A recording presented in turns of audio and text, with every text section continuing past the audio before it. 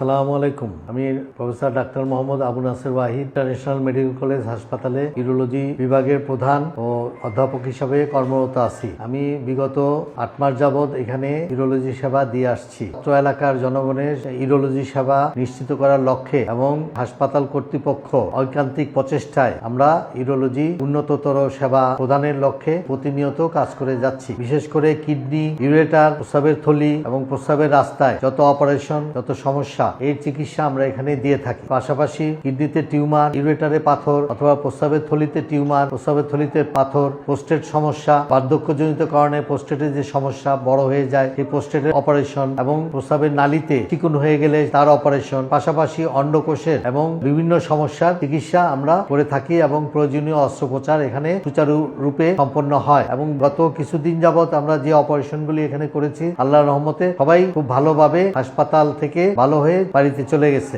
ভবিষ্যতে আরো এই সমস্যাগুলো যাতে আরো ভালোভাবে চিকিৎসা করা যায় সেই প্রচেষ্টা অব্যাহত আছে এবং অত্যাধুনিক বিভিন্ন পরীক্ষা নিরীক্ষার মাধ্যমে রোগীর অ্যাকচুয়াল যে ডায়াগনোসিস করা সেটা এখানে সম্ভব এবং আমরা করে থাকি। বিশেষ করে প্রোস্টেটের সমস্যা, প্রস্রাব বন্ধ হয়ে যাওয়া, এই অপারেশনগুলো আমরা এখানে অত্যন্ত কম খরচে সুচারুরূপে সম্পন্ন করে থাকি। আপনাদের সর্বময় মঙ্গল কামনা করতেছি এবং আপনারা যাতে সুচিকিৎসা পান সেই ব্যবস্থার জন্য আপনারা এখানে চিকিৎসা নিতে আসবেন এই আশা করি।